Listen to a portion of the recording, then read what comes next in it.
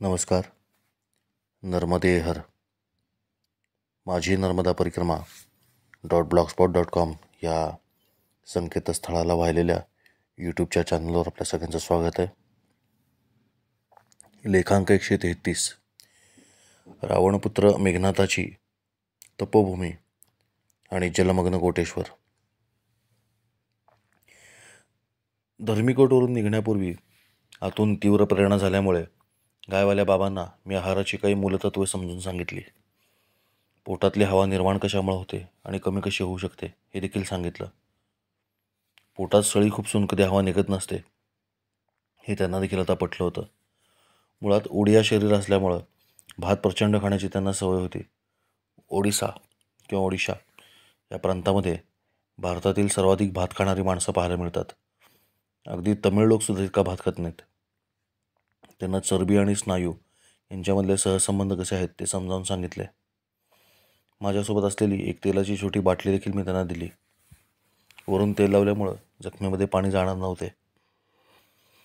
दगडीपाला आणि कोरफड हे उपाय तर जखम तत्काळ बरी करतातच याचा माझा स्वतःचा दांडगा अनुभव होता. परंतु आता त्यांना सर्वात जास्त गरज होती ती म्हणजे वैद्यकीय उपचारांची. कारण त्यांना मधुमेह होता. त्यामुळे रस्त्याला लागल्याबरोबर धर्मराय गावात एका प्रचंड वृक्षाच्या छायेखाली मला एक दुकान सापडले. त्या दुकानदाराला मी सर्व परिस्थिती समजावून सांगितली आणि वीरूभाई यांना फोन लावायला सांगितले. त्यांना मी महाराजांची गंभीर वैद्यकीय परिस्थिती सांगितली. तसेच मोटर देखील दुरुस्त करून देण्यास सांगितले. वीरूभाईंनी मला सांगितले की तुम्ही आता चिंता करू नका, मी त्या आश्रमाची सर्व व्यवस्था लावून देतो. मगच माझा जीव भांड्यात पडला आणि मी पुढे जाणार इतक्यात दुकानदार मला म्हणाला की इथून जवळच जलमग्न झालेलं एक शिवमंदिर वरती आलेलं आहे, तरी त्याचं दर्शन घेऊन यावं. त्याप्रमाणे त्या मंदिराच्या दर्शनाकरता निघालो. माझ्या दोन्ही बाजूनी उद्ध्वस्त आणि भग्न झालेली घरं दिसत होती. ही घरं दरवर्षी सरदार सरोवर धरणाच्या पाण्याखाली बुडलेली असतात. घरातील बऱ्याचशा वस्तू तशा सोडून लोक निघून गेले होते. घरं जशीच्या तशी सुस्थितीमध्ये दिसत होती. फक्त प्लास्टरचे पोपडे निघाले होते आणि काही ठिकाणी भिंती ढासळल्या होत्या. कौलांचा पत्ता नव्हताच. सर्वात भयानक दृश्य निर्माण करण्याचं काम करत होती ती म्हणजे वठलेली मोठी मोठी झाडे. एकापेक्षा एक भव्य दिव्य महावृक्ष या रस्त्यावर पूर्णपणे वठलेले होते. अनेक दिवस पाण्याखाली राहिल्यामुळे ही झाडं मरून गेली होती. झाडांना पाणी लागतं, परंतु प्रमाणामध्ये. अति तिथं माती. पालापाचोळा कुजून गेल्यामुळं फक्त फांद्या शिल्लक राहिल्या होत्या. त्या पांढऱ्या फटक पडल्या होत्या. त्यामुळे एखाद्या भयपटाला शोभेल असं सर्वत्र वातावरण दिसत होतं. तिथले बरेचसे वृक्ष आडवे तिडवे उन्मळून पडले होते. असे सुमारे 1.5-2 किलोमीटर अंतर चालावे लागले. त्यानंतर पाण्यातून बाहेर आलेली आणि अत्यंत सुस्थितीमध्ये असलेली 2 छोटीशी मंदिरं दिसली. मंदिरात जाऊन दर्शन घेतलं, महादेवांची स्तुती केली आणि तिथे शेजारी असलेल्या एका डोहकूपापाशी स्नान करण्याचं ठरवलं. नर्मदा मातेमध्ये स्नान करण्याची एकही संधी मी सोडत नसे. डोहकूप जिथं होतं तिथं खरोखरच खोल डोहा असा होता. इथे माझ्या आधी सुमारे 30 एक आदिवासी मुलं तरुण पाण्यामध्ये उड्या मारून पोहत होती. मला वाटलं की यांच्यासोबत जाऊन मी सुद्धा थोडंसं स्नान करेन. परंतु मी जसा पाण्याच्या दिशेने येऊ लागलो तशी सगळी मुलं अक्षरशः घाबरून पाण्याबाहेर आली आणि अंग देखील न पुसता दिसतील ते कपडे घेऊन वेगाने पळत सुटली. जणू काही मी एखादा मोठा राक्षस आहे असंच मला वाटू लागलं. मी त्यांना थांबा थांबा म्हणून आवाज दिला, परंतु एकही मुलगा थांबला नाही. या भागातील आदिवासी मुलं ही इतकी भित्री, लाजाळू आणि शांबळू आहेत. मी एकट्यानं स्नानाचा आनंद घेतला. परत येताना मंदिरामध्ये कुटुंब आलेलं दिसलं. नर्मदा मातेचं पाणी उतरल्यावर काठावरती पूर्वी जलमग्न असलेल्या जमिनीची अवस्था ही काहीशी अशी असते.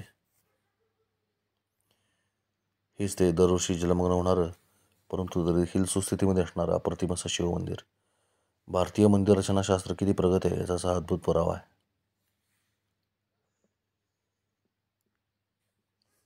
नर्मदा मातेचं पाणी आता जरी उतरलेलं दिसत असलं तरी देखील पाणी भरल्यावर चित्रात दिसणारा संपूर्ण महावृक्ष पाण्याखाली बुडालेला असतो. यावरून पाण्याची पातळी किती वाढते याचा अंदाज आपल्याला येईल.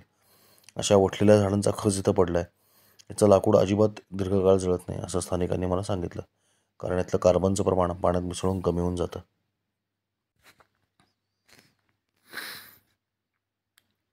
मंदिराजवळचे सर्वच वृक्ष वटलेले होते. परिसरामध्ये एक गूढरम्य भयान शांतता पसरलेली होती. वाटेमध्ये आडवे तिडवे पडलेले महावृक्ष हे इतके मोठे आहेत की ते नकाशामध्ये सुद्धा आपल्याला दिसतात. हे बघा, हे गुगल नकाशामध्ये दिसणारे वटलेले वृक्ष याच भागातले. मी चालत पुन्हा दुकानापाशी आलो. दुकानदाराने मला एक शीतपेय वजा स्थानिक सरबत पाजले आणि इथून पुढे मी काठाकाठाने निघालो. नर्मदा मातेचे पाणी चांगलेच उतरलेले होते, त्यामुळे मी ज्या रस्त्यावरून चालत होतो त्या रस्त्यावर कधी काळी 50 फूट पाणी असेल याची कल्पना देखील करवत नव्हती. केवळ आणि केवळ 50 फुटापेक्षा जास्त उंचीची असलेली आणि तरी देखील पूर्णपणे पांढरी शुभ्र पडून वटलेली झाडं याची साक्ष देत होती की इथं कधी काळी इतकं पाणी भरलेलं असेल. भग्नगरांचे विदीर्ण अवशेष आणि लाखो महावृक्षांची पांढरी फट्ट कलेवर असलेलं हे भयपट भूषण दृश्य इथपासून ते थेट बोधवाडापर्यंत आपली सोबत करते. मध्ये मला विरुबाई बोलले, तो नवीन बांधला जाणारा आश्रम लागला. इथून पुढे पिपरीपुरा, कोणदा, चंदनखेडी असा संपूर्ण भुताटकीचाच वाटावा असा रस्ता तुडवत राहिलो. डोक्यावर रणरणत ऊन, पायाखाली प्रचंड तापलेला धूळ फुफाटा, वाहून आलेले काटेकुटे सर्वत्र पसरलेले आणि जिकडे नजर जावी तिकडे वाळलेली आडवी तिडवी झाडं. एकात दुसरं जिवंत झाड दिसलं तरी ते केवळ बाभळीचं, बाकी सर्व भयान शांतता. अगदी वनचरांनी देखील नाकारलेला परिसर. एकाही झाडावर एकही पक्षी दिसणार नाही. वानरे नाहीत, माकडे नाहीत. जमिनीवर गवत नाही, त्यामुळे गवत खाणारे प्राणी नाहीत. त्यामुळे त्यांची शिकार करणारे प्राणीसुद्धा नाहीत. सावली देणारं एकही झाड नाही. नर्मदा माता शेजारी आहे, परंतु अत्यंत खोल, त्यामुळे तिथे देखील जाता येत नाही. असा भयंकर मार्ग चाललो. त्यातसुद्धा एक वेगळी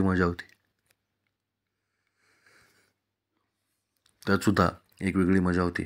कारण हेही दिवस जातील हे मला पक्क माहिती होतं. परंतु जलमहाभूत काय करू शकतं याची ही एक छोटीशी झलक होती. या भागातली नर्मदाबाई कशी आहे हे बघा. मोठमोठाले खडकाळ किनारे आणि वाळलेली झाडं याच्यामुळे काठाने चालणं थोडंसं कठीण आहे, परंतु अशक्य मात्र नाही.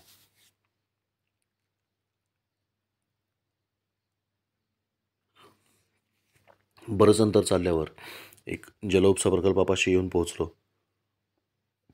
मोठ्या प्रमाणात उत्खनन करून नर्मदा मातेचं पाणी उचलण्यासाठी प्रचंड प्रकल्प उभा करण्याचं काम चालू होतं. JMC नावाची एक कंपनी इथं मोठेच डोहकूप बांधण्याचं काम करत होती. इथून 12 फूट व्यासाच्या मोठ्या लोखंडी नळ्याद्वारे पाणी प्रदेशाच्या उत्तरतम टोकापर्यंत जाणार होतं. इथे एक बंगाली अभियंता भेटला. त्याच्याशी बंगाली भाषेत बोलल्यामुळे तो अत्यंत खुश झाला आणि त्याने मला संपूर्ण प्रकल्प फिरून दाखवला. तसेच प्रकल्पाची सर्व माहिती मला दिली. प्रकल्प कार्यालयामध्ये नेऊन सुंदर असा चहा देखील पाजला. दरम्यान मी देखील त्याला नर्मदा परिक्रमा काय असते हे समजावून सांगितले. या मार्गाने कोणीच परिक्रमा अशी कधीच आला नाही असे त्याने मला सांगितले. इथून जवळच मेघनाथ घाट होता. तिथे पोहोचलो. अप्रतिम असा घाट होता. सुंदर परिसर होता. उत्तमपैकी बगीचा करण्यात आला होता. चांगले कुंपण घातले होते आणि बांधकाम देखील चांगले होते. हाच तो मेघनाथ घाट.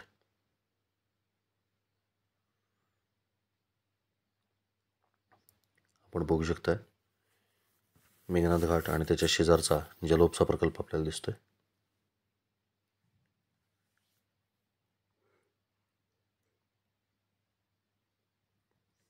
इथे रावणाचा पुत्र मेघनाथाने किंवा इंद्रजिताने तप केले होते. मेघनाथ हा इतिहासातील असा एकमेव योद्धा मानला जातो ज्याच्याकडे ब्रह्मदेवाचं ब्रह्मास्त्र, विष्णूचं वैष्णवास्त्र आणि शिवाचं पाशुपतास्त्र अशी सगळी अस्त्र आलेली होती. शिवाय इंद्राला हरवल्यामुळं त्याच्याकडे इंद्राचं वज्र देखील काही काळ होतं असं म्हणतात. आज इस्रायल पॅलेस्टाईन इराण युद्ध पाहिल्यावर आपल्याला सर्वसाधारणपणे ही अस्त्र कशी काम करत असतील याचा अंदाज येतो. इथे एक मंदिर आहे ज्याचं दार 1.5 ते 2 फूट बाय 2 फूट एवढंच लहान असून आतमध्ये खाली बसून रांगत जावं लागतं. महंत रामलखनदास यांनी अतिशय प्रेमाने माझे स्वागत केले आणि संपूर्ण आश्रम स्वतः फिरून मला दाखवला. माझे एक परममित्र श्री रमण चितळे यांच्यासारखा त्यांचा स्वभाव होता आणि दोघे दिसायलाही बऱ्यापैकी सारखे होते. एका नक्षत्रावर जन्माला आलेले 2 जीव, परंतु त्यामुळे आमची लगेचच गट्टी जमली. इथे अजून एक जटाधारी महाराज काही काळासाठी येऊन राहिले होते. ते दर्शनाला येणाऱ्या सगळ्यांना चॉकलेट प्रसाद म्हणून द्यायचे.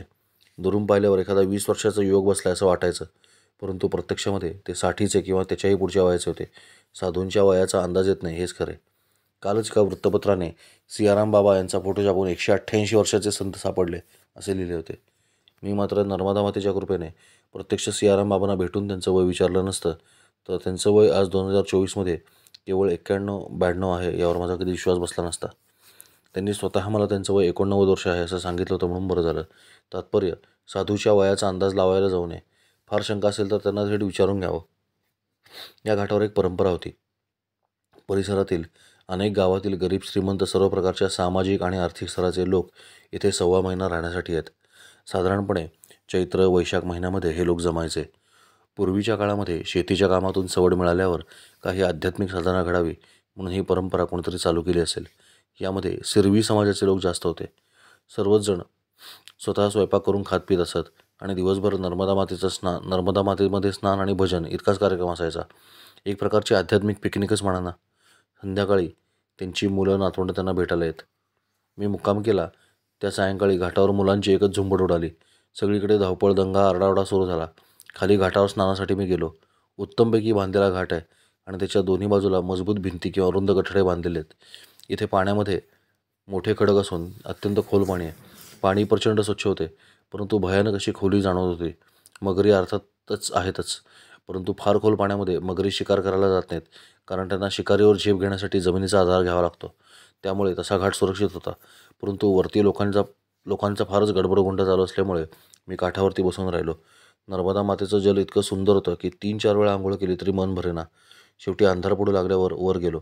गटागटामध्ये भजनं सुरू होती. मी नर्मदा मातेची पूजा करायला बसलो आणि देवांशी नावाची एक छोटीशी मुलगी माझ्या मांडीवर येऊन बसली.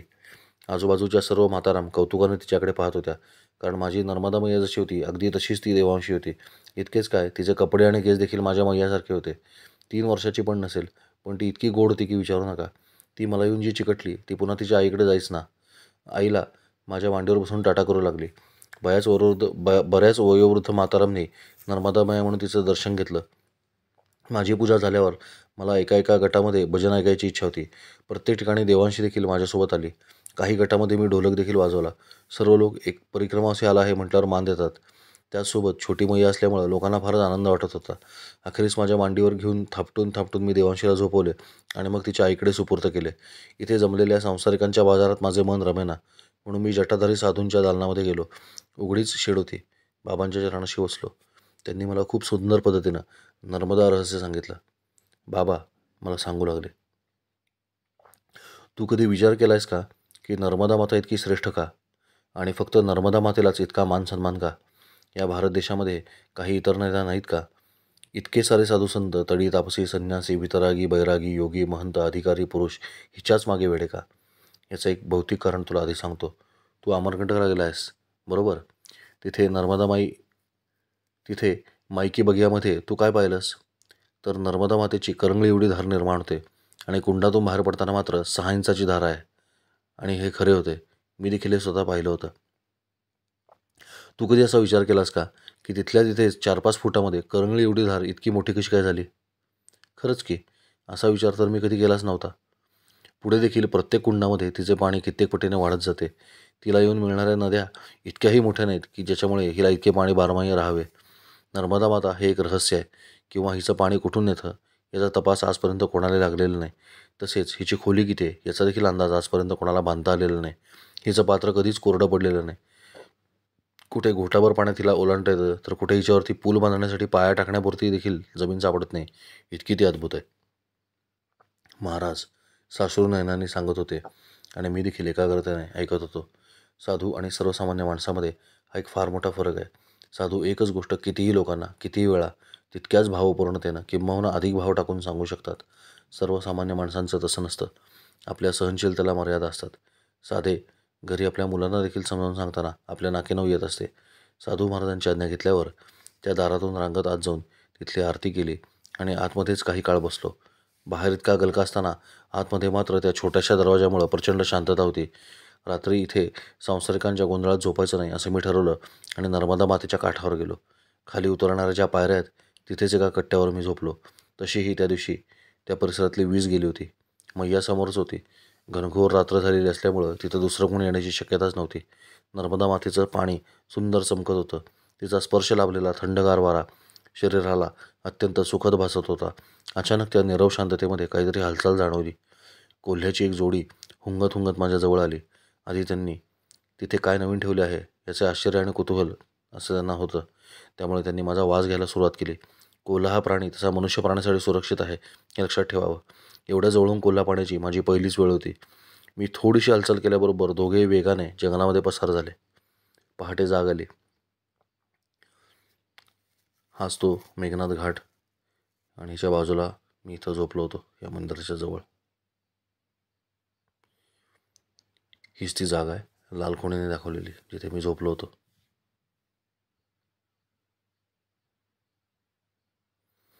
मेघनाथ घाटावरून दिसणारी नर्मदा मैया किती सुंदर आहे बघा.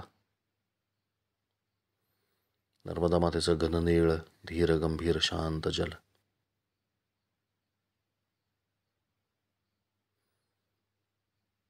घननीळ म्हणजे ढगासारखं निळं. तुम्ही बघा ढगाचा रंग आणि मैयाचा रंग बघा. हेच छोटं दार असलेलं ते मंदिर जे तुम्हाला मी सांगितलं.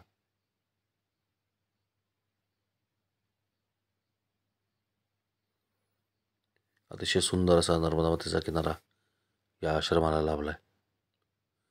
समोर शूलपाणीचे डोंगर दिसत आहेत. आश्रमातून नर्मदा मैयाचं असं अखंड दर्शन होत राहतं. हे आश्रमाचं भव्य असं प्रवेशद्वार आहे.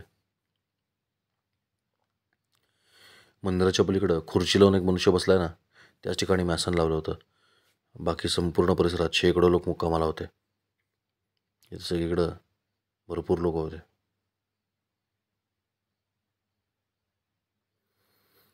मैयावर देखील भाविक वृद्ध माताराम लोकांची अशीच गर्दी त्यावेळी देखील होती. हे त्याच वेळचं चित्र आहे साधारण. पाण्याची खोली बघा. किनारा काळकाळ आहे. हा मनुष्य उभा नाही, हा पोहतोय. खाली खोल पाणी. त्यामुळेच इथं स्नान करणं थोडंसं धोकादायक असतं. हे बघा सगळा खडकाळ किनारा आहे. काठानं चालायचं ठरवलं तर मात्र मार्ग मिळतो. फक्त त्यासाठी पाण्याची पातळी उतरलेली पाहिजे. आता हे पाणी उतरलेलं आहे. खरं सांगायचं तर सरदार सरोवर धरण हे विनाकारण आंदोलनामुळं गाजलं गेलं. प्रत्यक्षामध्ये या धरणाचा विस्तार हा काही फार मोठा नाही. हा सर्वात कमी विस्तार आहे. या धरणाची खोली जास्त आहे. आपण नकाशामध्ये सरदार सरोवर धरण आणि त्याच्यापूर्वी असलेलं पुनाचं धरण जर पाहिलं, ज्याला इंदिरा सागरचं नाव आहे, जे काँग्रेसच्या काळातला प्रकल्प आहे, तर आपल्याला असं लक्षात येईल की पुनासा धरणाने फार मोठ्या प्रमाणात जंगलं आणि गावं पोटात घेतलेली आहेत. भारतातील सर्वात विस्तृत जलसाठा असलेलं हे धरण आहे. जेव्हा पुनासा धरणातून पाण्याचा विसर्ग होतो आणि सरदार सरोवर धरणातील विसर्ग थांबतो तेव्हाच इथं फुगवटा वाढतो. अन्यथा पाण्याची पातळी नियंत्रणामध्ये राहते. कुठल्याही धरणातून पाणी सोडण्यापूर्वी त्याची सूचना स्थानिक प्रशासनाला दिली जाते. ती कशी असते याचं उदाहरण आपल्या माहिती करता येतं आहे. NHDC लिमिटेडकडनं अशी सूचना जारी केली जाते. याच्यामध्ये स्पष्टपणे सांगितलं जातं की जसं आता हे सांगितले की इंदिरा सागर बांध से रेडल गेट से छोड़े जाने वाले विसर्जन की सूचना बाबत हे त्या सूचनेबाबत आहे. किंवा हा इंदिरा सागर धरणातनं विसर्ग होण्यापूर्वीचा आदेश आहे. आणि हा सरदार सरोवर नर्मदा निगम लिमिटेड या कंपनीनं पाठवलेला संदेश आहे. Regarding release of surplus water to river Narmada through Sardar Sarovar dam bye WhatsApp message. बापरे, याच्यातसुद्धा व्हॉट्सअप आहे. पण असा किती वाजता किती क्युसेक पाणी सोडलं जाणार आहे याचा आदेश हा सगळा आधी काढला तो सरकारतर्फे. Total water release to Narmada due to operation of 06 power house machines of RPBH and gate operation of Sardar Sarovar Dam will be 2,45,000 cusecs एवढं पाणी असा आदेश दिला जातो. तिथले जे फ्लड कंट्रोल सेल आहे त्यांच्यातर्फे हा आदेश काढला जातो. या दोन्ही धरणांच्या प्रशासनामध्ये समन्वय नसला की त्याचा त्रास काठावरच्या लोकांना भोगावा लागतो. काही काळापुरती जरी पाण्याची पातळी वाढली तरी खूप नुकसान करून जाते. पुनाचं धरण आणि सरदार सरोवर धरण यांच्या आकारातला फरक आपल्याला सहज लक्षात यावा म्हणून नकाशाचं चित्र खाली मी जोडतोय. या नकाशामध्ये हिरव्या रंगात दाखवलेला विस्तार सरदार सरोवर धरणाचा आहे आणि लाल रंगामध्ये दाखवलेला विस्तार हा पुनासा धरणाचा आहे, इंदिरा सागर धरणाचा आहे. आपल्याला सहज लक्षात येईल की सरदार सरोवर धरणाच्या आजूबाजूला संपूर्ण डोंगर आणि जंगल आहे, परंतु पुनाचं धरण मात्र भर मनुष्यवस्तीमध्ये बांधण्यात आलं आहे. मेघनाथ घाटाचा विकास करून त्याचं जागतिक दर्जाचं पर्यटन स्थळ बनवण्याचा प्रयत्न सध्या सरकार करते आहे. त्याचे बातम्या आपल्याला पाहायला मिळतात. आपण पॉज करून वाचू शकता आपली इच्छा असेल तर. सरदार सरोवरच्या भिंतीपासून इथपर्यंत 120 किलोमीटर अंतराची क्रूज राईड अर्थात नौकासेवा सुरू करण्यात येणार आहे. त्यासाठी लागणारे 2 पॉन्टून अर्थात तरंगती नौकावतरण क्षेत्र इथं आधीच पोहोचवलेली आहेत. ही चित्रामध्ये आपल्याला पॉन्टून दिसते. मी गेलो तेव्हा हे नव्हतं, आता हे आपल्याला दिसतंय तिथे. नदी पर्यटन का प्रमुख केंद्र बनेगा मेघनाथ घाट या संदर्भातल्या बातम्या सतत येत आहेत. लखनदास महाराजांनी देखील मला असं होणार आहे याची कल्पना दिलेली होती. वर्षातील बहुतांश काळ तीनही बाजूने पाणी असल्यामुळे हा घाट खूप सुंदर आहे. माझ्या वहीमध्ये देखील मी याला चांदणी करून ठेवली आहे. याचा अर्थ चातुर्मासासाठी उत्तम स्थान.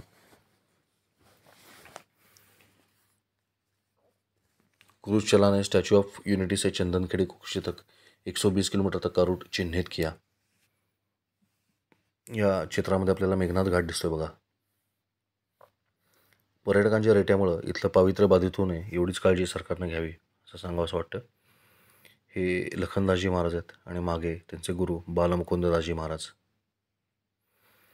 ज्यांनी या घाटाचा विकास केला ते ब्रह्मलीन बालमुकुंददासजी महाराज आणि लखनदासजी महाराज या चित्रात आपण बघतोय. लखनदास महाराज केवळ 100% एका सेवकाच्या भूमिकेमध्ये 24 तास वावरतात. त्यांच्या वागण्यात महंतीचा जरासा देखील दर्पण आहे. साधू जीवन कसं असावं याचा आदर्श वस्तुपाठ त्यांनी घालून दिलेला आहे. बडवानिया या क्षेत्राचे महात्मा मेघनाथ घाटावर भेटले. खूपच चांगले महात्मा वाटले. अन्य एका साधूने चहा करून पाजला. इथून पुढे लोक रस्त्याकडे जातात आणि 2 किलोमीटर दूरवर असलेल्या एका पुलावरून नर्मदा मातेला येऊन मिळणारी उरी बागली नावाची नदी ओलांडतात. निसरपूर गावाचं गाव इथं लागतं. क्षमस्व. तर उरी बागली नावाची नदी आपल्याला आडवी लागते. निसरपूर नावाचं गाव इथं लागतं. परंतु माझ्या संकल्पानुसार नर्मदा मातेचा किनारा सोडायचा नव्हता. त्यामुळे सर्वांनी सांगून देखील मी कोणाचेच न ऐकता पुन्हा एकदा शेतातून नर्मदा मातेचा किनारा पकडला. बरीच शेती तोडवल्यावर थोडीशी झाडी लागली आणि अचानक तीव्र उतार लागला. ही उरी बागली नदी होती. माझ्या अपेक्षेपेक्षा हिचं पात्र फारच मोठं आणि अतिशय रुंद होतं. उभे खडक आणि मातीचे किनारे होते. नर्मदा मातेचं पाणी या नदीमध्ये उलटं शिरत होतं. आज शनी अमावस्येचा दिवस होता, अर्थात शनिवार होता. समोरच्या तटावर कोटेश्वराचं जुनं मंदिर होतं. नर्मदा मातेच्या काठावर अनेक कोटेश्वर आहेत, परंतु मुख्यत्वे करून कोटेश्वर म्हणल्यावर याच मंदिराचा उल्लेख केलेला असतो. हे सतत जलमग्न असलेलं मंदिर सध्या पाण्याबाहेर आलेलं असल्यामुळं दर्शनासाठी झुंबड उडाली होती. समोर आवलदा, भवती, बीजासन ही गावं होती. इथून डिझेल इंजिनवर चालणाऱ्या नावेच्या सहाय्याने शेकडो लोक दर्शनाकरता कोटेश्वरला येताना दिसत होते. अनेक नावा पात्रातून धावत होत्या, परंतु या सर्व नावा माझ्यापासून खूप लांब होत्या. माझा आवाज तिथपर्यंत ऐकू जात नव्हता. नावांच्या इंजिनांचा आवाज फार मोठा असतो, त्यामुळे नावाड्याला दुसरं काहीच ऐकू येत नसतं. मी अर्धा तास त्या ठिकाणी उभा राहिलो. एक क्षणभर असं वाटलं की मेघनाथ घाटावर लोक सांगत होते त्यांचं ऐकायला पाहिजे होतं. सर्वजण एकमुखाने मला सांगत होते की इथून निसरपूर मार्गे पुलावरूनच उरी बागली नदी पार करावी लागते. 5 किलोमीटर रस्त्याने जाऊन पुन्हा एकदा जुन्या कोटेश्वराच्या दर्शनासाठी 4-5 किलोमीटर माघारी यावं लागत असे.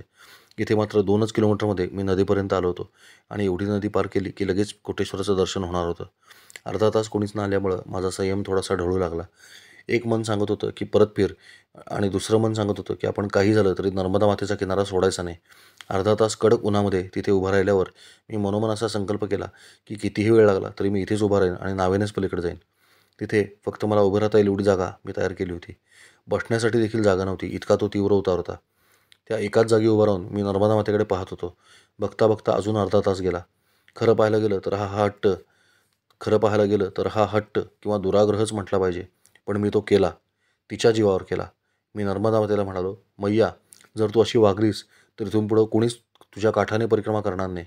केवळ तुझी संगत सुटू नये म्हणून काठाकाठाने चालणाऱ्या परिक्रमावासींचे तू जर असे हाल करणार असशील तर इथून पुढं मी तुझा किनारा कायमचा सोडेन आणि रस्त्याने परिक्रमा पूर्ण करेन.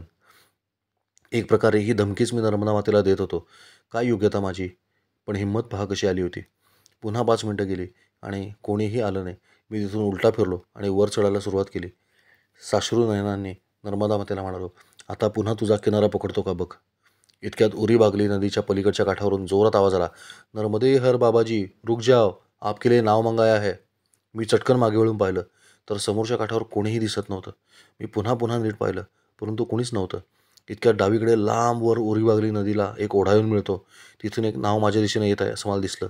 नाव सुमारे 2 किलोमीटर लांब होती, परंतु तरी देखील तिथून नावाड्याने मला हात करून थांब मी येतो आहे अशी खूण केली आणि ती मला स्पष्टपणे कळली. नर्मदा मातेचं पाणी उरीबागली नदीमध्ये उलटं शिरत असल्यामुळं प्रवाहाच्या विरुद्ध वल्हवत तो बिचारा केवट एकटाच येत होता. हळूहळू नाव माझ्यासमोर येऊन थांबली. उभा कडा असल्यामुळं नावेत उतरता येणं शक्य नव्हतं. केवटाने मला उडी मारायला सांगितले. बरोबर नावेचा मध्यबिंदू बघून मी उडी मारली.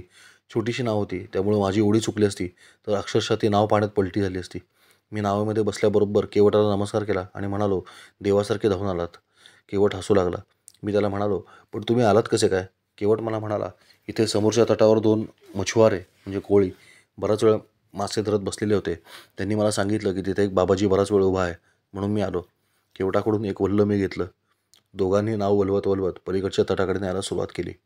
इस रास्ते से कोई परिक्रमा से नहीं जाता बाबाजी, केवट सांगू लागला. हाँ वो बात तो सही है, लेकिन हमारा किनारे किनारे से चलने का संकल्प है, इसलिए हम यहीं से आए. दूर 4-5 किलोमीटर अंतर असलेल्या नव्या जुन्या पुलावरून परिक्रमा अशी जातात असे केवटाने मला सांगितले. नवीन कोटेश्वर मंदिर देखील तिथेच झालेलं आहे. रोडी रोड चलने वालों के लिए वह नया आश्रम ठीक है, लेकिन वह मैया के किनारे नहीं है ना. मी म्हटल्याबरोबर केवट हसायला लागला. बहुत बहुत जिद्दी हो. हम नहीं आते तो क्या कर लेते, केवटाने विचारले. या प्रश्नावर माझे एकदा चिंतन करून झालेले होतेच, त्यामुळे मी लगेच त्याला सांगितले. तसे तर पोहत पलीकडे जायची माझी इच्छा होती, परंतु नदीचं पात्र काहीच्या काही रुंद होतं. त्यामुळे अखेरीस पुन्हा किनाऱ्याने चालायचंच नाही असा अघोरी संकल्प मी करणार होतो. हे सांगितल्यावर केवट पुन्हा हसायला लागला आणि म्हणाला, आप हमेशा किनारा पकड़ के चलना बाबाजी, कोई ना कोई आपको जरूर नदिया पार करा देगा. हमारा काम ही वही है. समोरचा किनारा देखील तितकाच भयानक होता. केवट केवळ माझ्यासाठी इतक्या लांबून आला होता, त्यामुळे त्याला 50-100 रुपये दक्षिणा द्यावी असा संकल्प माझं मन करत होतं. नावेतून उतरण्यापूर्वी मी पैसे शोधू लागलो तर केवट मला म्हणाला, आपसे पैसे नहीं लेंगे प्रभू, भगवान के काम के हम पैसे नहीं लेते, यह पाप है. वाटेमध्ये खाण्यासाठी म्हणून मला लखनदास महाराजांनी केळी सोबत दिली होती. मी ती त्याला दिली आणि म्हणालो, निदान ही केळी तरी ठेव, नर्मदा मातेचा प्रसाद म्हणून. असं म्हणून मी त्याच्या हातात केळी दिली. केवटाने मला पुढे जाण्याचा मार्ग सांगितला आणि पुन्हा एकदा उडी मारून मी खडा चढ असलेल्या काठ पकडला. धावतच चढावरती गेलो. मागे वळून केवटाला अच्छा करावे म्हणून मी मागे वळून पाहिले. बघतो तर पाण्यामध्ये कोणीच नव्हते. मी धावतच पुन्हा एकदा खाली आलो आणि सगळीकडे शोधलं, परंतु संपूर्ण उरीबागली नदीच्या पात्रामध्ये किंवा नर्मदा मातेच्या पात्रामध्ये देखील एकही नाव किंवा नावाडी मला दिसले नाहीत. नाव गेल्यावर पाण्यामध्ये उठणारे तरंग देखील दिसले नाहीत. मी पुन्हा एकदा त्या संगमावर अश्रूंचा जलाभिषेक केला. किती मूर्खासारखं बोलत राहतो आपण. समोर आलेली व्यक्ती कोण आहे याचा देखील विचार आपण करत नाही आणि सर्वाभूती परमेश्वर हा भाव देखील आपल्या अंतःकरणामध्ये स्थिर झालेला नसतो. त्यामुळं साक्षात परमेश्वर समोर येऊन गेला तरी आपल्याला कळत नाही. इतके मूढ बुद्धीचे मळब आपल्या मेंदूवर साचलेले असते. या नकाशामध्ये सर्व काही स्पष्ट होईल बघा. हा जो नकाशा आहे याच्यामध्ये निसरपूर असं जे लिहिलं आहे वरती, तिथे आपल्याला पूल दिसतोय आणि खाली लाल रंगाची जी खूण आहे तिथे डावीकडे मेघनाथ घाट आहे आणि लाल रंगाची जी खूण आहे तिथे मी थांबलो होतो. उजवीकडं कोटेश्वर महादेवाचं मंदिर आहे आणि उरीबागलीचा हा संगम आपण बघतोय. वरती दिसणारा जो ओढा आहे, दुसरा ओढा, तिथपासून तो केवड आला होता. असे अनेक छोटे मोठे ओढे तिला मिळतात. बघा, ही संगम थोडासा झूम करून पाहिला असा दिसतो. बऱ्यापैकी मोठं पात्र आहे.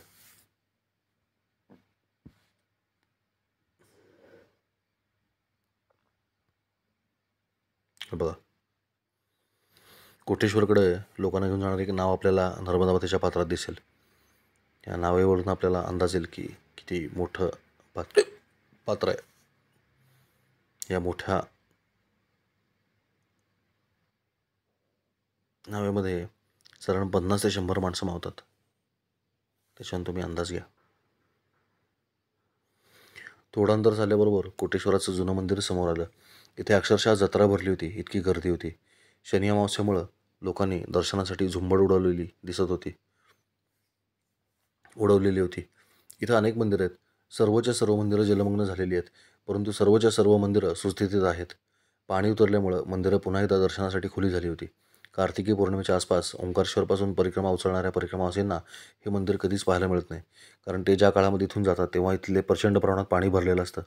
माझ्या सगळ्याच गोष्टींना उशीर झालेला असल्यामुळं मला नर्मदा मातेची वेगळी वेगळीच रूपं पाहायला मिळत होती. असो, गर्दीतून मार्ग काढत मी एक एक करत दर्शन घ्यायला सुरुवात केली. परिक्रमावासी आला की आसपासचे लोक बाजूला होऊन जागा देतात. दर्शनासाठी सुद्धा रांग असली तरी परिक्रमावासींना थेट जाऊन दर्शन घ्यायची मुभा असते. परिक्रमावासींना सगळीकडेच नर्मदा मातेच्या कृपेनं वाईल्ड कार्ड एंट्री असते. राम मंदिर, नर्मदामाई मंदिर, कोटेश्वर भगवान, मारुती मंदिर अशी सगळी दर्शनं घेतली. पुजाऱ्यांनी सगळ्या परिसराची व्यवस्थित माहिती दिली. घाटावरती मांडव टाकला होता आणि तिथं गुलाबाचं थंडगार बर्फयुक्त सरबत वाटलं जात होतं. कमंडलूमध्ये सरबत भरून घेतलं आणि तिथे बसून सुमारे 2-3 लिटर सरबत रिचवलं. इतक्या मोठ्या प्रमाणात साखर पोटामध्ये घेण्याची कल्पना देखील आपण शहरी जीवनामध्ये असताना करू शकत नाही, परंतु परिक्रमेमध्ये असताना मात्र तुमचं शरीर सतत शरीरातली शर्करा जाळत असतं, त्यामुळं काहीच फरक पडत नाही. हाच तो सुंदर आणि मजबूत असा कोटेश्वरचा घाट, जो वर्षातला बहुतांश काळ पाण्याखाली असतो. इथेच ते सरबत वाटप चाललं होतं, म्हणून मी हा फोटो टाकला आहे. कोटेश्वराचंच मंदिर पाणी भरल्यावरती कसं असतं बघा. जलमग्न झाल्यावर हा सगळा परिसर असा दिसतो. हे आहेत कोटेश्वर महादेव भगवान. शेजारी गणपती बसवलेत. मी गेलो त्या दिवशी शनी अमावस्येमुळं अगदी अशीच गर्दी पाहायला मिळाली. काही भिक्षेकरी वस्त्र पसरून बसतात आणि त्यावरून येणारे भाविक हे मोठमोठ धान्य टाकताना दिसतात. हो, हे असे हे चित्र खूप ठिकाणी पाहायला मिळाली. इथं घाटावरती भाविकांची स्नानाची सुरू असलेली लगबग आपल्याला दिसते. हे कोटेश्वरमधले गणपती, गणेश मूर्ती, शेंदूर लावलेल्या मूर्ती जशी सजावट करण्याची पद्धत नर्मदा खंडामध्ये प्रामुख्यानं पाहायला मिळते. हे राम मंदिर संस्थान कोटेश्वर. विचार करा, हे संपूर्ण पाण्याखाली असतं दरवर्षी, तरी इतकं टिकलं आहे मंदिर. खूप सुंदर मंदिर होतं. मारुतीरायाची मूर्तीला पण खूप सुंदर अशी सजावट करण्यात आली होती. 2 मारुती आहेत. मूर्ती बरसे सिंदूर निकालना मना असं लिहिलं आहे. बहुतेक लोक शेंदूर काढून घरी नेत असतील. घाट खोल आहे आणि चालण्यासाठी खूप कमी जागा उपलब्ध आहे. हे आपल्याला वरील चित्र पाहिल्यावर लक्षात येईल. ही पाण्याची सगळ्यात खालची पातळी. एरवी हे राम मंदिर असं पाण्याखाली असतं बघा.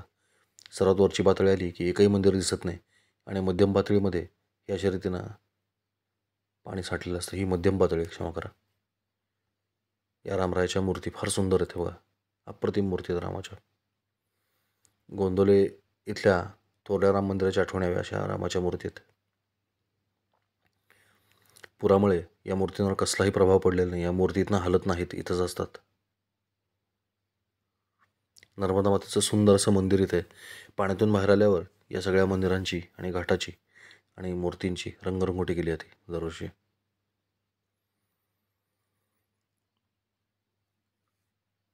पाण्यातून बाहेर आलेल्या या मूर्ती साधारण अशा असतात आणि मग नंतर रंगरंगोटी केल्यावर त्यांचं रूप बदलतं.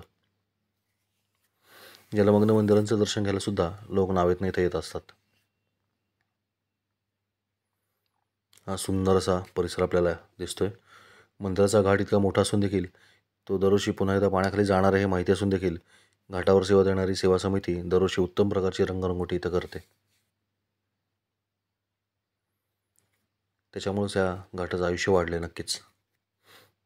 हा घाट अतिशय मोठा, सुंदर आणि तीव्र उताराचा आहे. स्वच्छता खूप आहे.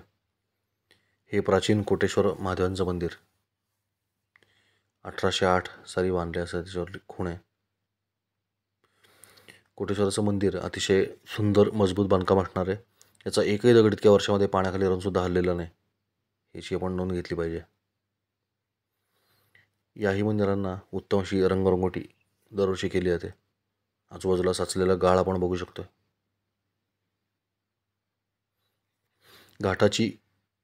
घाटाचा उतार किती तीव्र आहे हे तुम्हाला लक्षात यावं म्हणून हे चित्र मी टाकलं आहे. हे बघा, ह्या पायऱ्या, असा घाट आहे. तीव्रतम उतार आहे, अतिशय तीव्र उतार, खूप भयानक उतार आहे. इथे दगडूजी महाराजांची अखंड रामनाम धून चालवणाऱ्या आश्रमाचं अन्नक्षेत्र आहे. सरबत घेतल्यावर काठाकाठाने पुढे निघालो. सगळीकडे नर्मदा मातेचं पाणी उतरलेलं असल्यामुळं प्रचंड गाळ माजलेला होता. त्यातून कशीबशी वाट काढत चालत होतो. पुढे एक छोटासा घाट होता. वरती कनकबिहारी मंदिर होतं. तिथे वरून एका जटाधारी वामन साधूने आवाज दिला आणि वरती बोलवून घेतले. हा साधूंचा अतिशय आवडता घाट आहे. याच घाटावरती पंचाग्नी साधना करत बसलेले काही साधू आपण बघतोय कनकबिहारी घाटावर. साधू महाराज मला म्हणाले की अमावस्येच्या दिवशी परिक्रमेमध्ये चालायचं नसतं, त्यामुळे तू आमच्या आश्रमामध्ये मुक्काम कर. मी मात्र नम्रपणे त्यांना नकार दिला. नकार देणं ही एक कला आहे, कारण आग्रह करण्यात तर नर्मदा खंडातले साधू खूपच निपुण आहेत. परंतु मी नम्रपणे नकार दिला. तुम्ही जर नम्रपणे नकार दिला तर तो तो तो देखील सहजपणे स्वीकारतात असा अनुभव आहे. इथे काही काळ बसल्यावर पुजाऱ्याने मला खरबूज कापून आणून दिलं. ते देखील खाल्लं. पोटाला एकदम आधार आला. साधूंना नमस्कार केला आणि पुन्हा एकदा किनारा पकडला. मध्ये मध्ये खूपच ओढे नाले आडवे येत होते. तसेच नर्मदा मातेच्या पाण्यामुळे ते आडवे तिडवे गच्च भरलेले असत. खूप उलटं चालावं लागायचं. पण या भागातलं पक्षीजीवन अत्यंत समृद्ध होतं. सर्वत्र पाणीच पाणी, त्यामुळे पक्ष्यांची चंगळ होती. इथं मैयाचं पात्र प्रचंड खोल होतं. साधारण भूगोल असा होता: प्रचंड खोल नर्मदा मातेचं पात्र, त्यानंतर त्याला येऊन मिळणारं आणि पाण्याने गच्च भरलेले ओढे नाले, त्यानंतर ता ताजा जा ताजा ताजा तयार झालेला हिरवळीचा पट्टा, आणि मग बाधित डुब क्षेत्र दिसायचं. डुब क्षेत्राची रुंदी सुमारे 1 ते 3 किलोमीटर असायची. अर्थात हे वैशाखातलं किंवा एप्रिल मे महिन्यातलं चित्र मी सांगतोय. सुमारे 3 किलोमीटर रुंदीचं ते वैराण वाळवंट, पांढरी माती, पांढरी वठलेली झाडं खोडं, त्यानंतर पुन्हा एकदा हिरवागार पट्टा, आणि त्यानंतर पुनर्वसन झालेली गावं, अशी साधारण रचना असायची. या डुबू क्षेत्रातून चालताना एक काळजी घ्यावी लागायची. वाटेत प्रचंड प्रमाणात काटेकुटे असायचे. काटेरी फांदी अख्खी जरी कुजली तरी काटे मात्र आहे तसेच कडक राहतात आणि बेकार टोचतात. लोक अक्षरशः आपली राती गड सोडून पुनर्वसित झाली होती अशी भुताटकी वाटणारी असंख्य घरं इथं दिसायची. मी त्या घरांकडे पाहताना विचार करायचो की ही घरं बांधण्यासाठी किती लोकांनी किती वर्षाने किती टोकाचे कष्ट केलेले असतील. परंतु तरी देखील एक दिवस सर्व काही इतिहास जमा झाले. किती प्रेमाने आणि कष्टाने उभे केले असतील हे इमले, पण सर्व उजाड. निसर्गापुढे सारेच हतबल. नियतीपुढे कोणाचे काही चालत नाही. घरांची अशी अवस्था असली तरी मंदिरं मात्र सर्वत्र सुस्थितीमध्ये होती. हीच दगडी बांधकामांची खासियत आहे आणि परमेश्वराची ताकद आहे. अगदी मूर्तीसुद्धा आहे तशाच राहतात. कोटेश्वराची रामाची मूर्ती पांढरी शुभ्र आणि जशी आहे तशी होती. पुन्हा काठाने चालू लागलो. वाटेमध्ये करोंदिया गाव लागले. एकाने चहा पाजला. गावातील मुलांना परिक्रमा कशी असते हे नकाशासह समजून सांगितलं. ही शेवटची काही आदिवासी घरं होती.